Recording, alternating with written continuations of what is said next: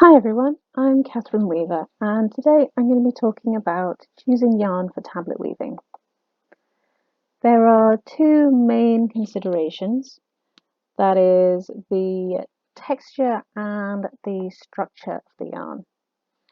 So firstly, with texture, you want to make sure that the yarn is smooth. So if you hold it up against a dark surface, if it's a light yarn, or a light surface, if it's a dark yarn, and you see a kind of halo of fluff around it, then it's probably not going to be very good for tablet weaving. Those little fibres sticking out of it are going to clump together and stick to each other. And that'll make it hard to turn the tablets. You'll get a lot of threads caught on the tablets. It'll be difficult to push away any twist behind the tablets, and it'll be difficult to unweave or unpick any errors that you have. You also need to think about the structure of the yarn. So I generally go for a yarn that has at least 2 plies. So if you untwist a section of the yarn, you'll see 2 or more strands that makes it up. And that adds to the strength of the yarn, meaning that as it takes friction when you turn the tablets, it's less likely to cause it to fray and then later snap. Plus, it needs to be strong enough to stand up to the tension of being stretched as part of the warp. Next, I think about some other things. So we've got the intended use of the band.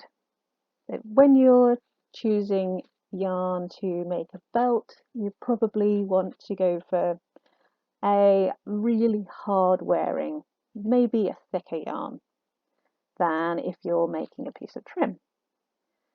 If you think about the final use of the trim, it's going to be sewn onto another fabric, and in order to be comfortable to wear, it needs to be not very bulky. So I generally choose a finer, thinner yarn if I'm making trim. Next, you need to think about historical accuracy. If, for example, you're making a piece of trim or a belt or whatever to do reenactment with. So if you were doing a piece of Viking reenactment, you wouldn't use cotton yarn because it wasn't known yet in that time and place. Next thing to think about is the washing method that you intend to use with the band. So here I'm thinking that it's not a very good idea to stitch a wool band to a linen garment that you intend to throw in the washing machine. The linen will come out fine, but the wool could be felted into oblivion. So it would shrink and become really thick and unpleasant to deal with. So make sure that any garment you sew a tablet woven band onto, the band and the garment are capable of being washed in the same way. Now you could go as far as unpicking your trim before washing and then reapplying, but that's quite a lot of work to do, and it's generally better to make sure that the two fabrics can be washed in the same way.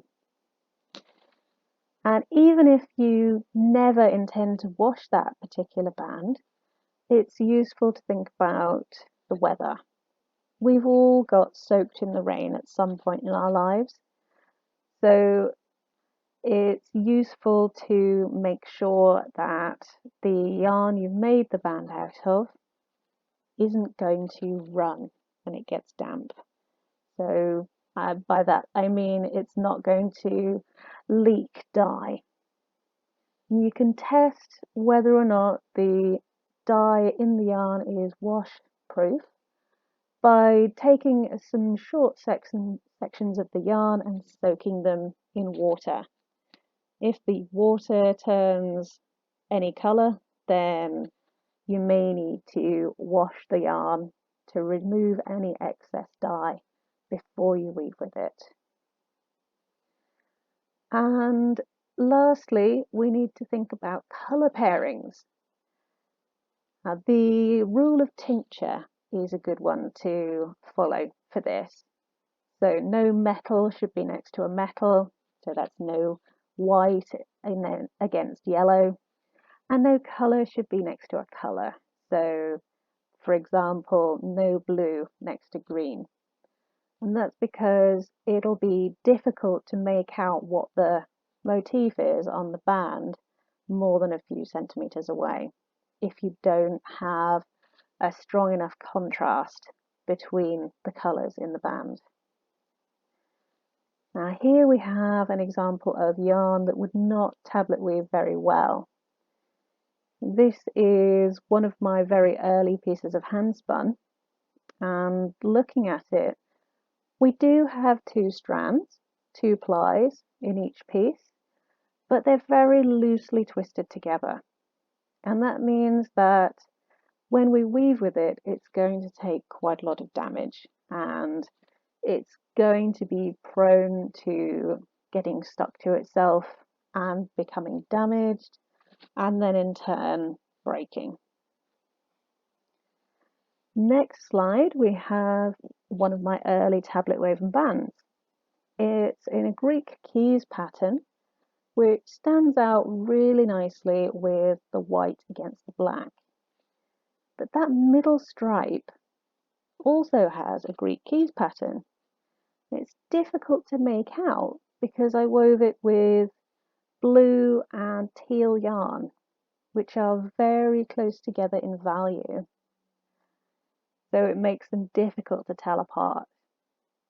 So if you're not sure whether there's going to be enough contrast between the yarns that you want to use, I recommend sitting them next to each other, taking a photograph, and then applying a grayscale filter or desaturating the colour. And here you can see that the 2 yarns along the middle stripe blend in almost seamlessly. We cannot tell which one is which there. But the black and white yarns still have a really good amount of contrast, and we can tell them apart from each other.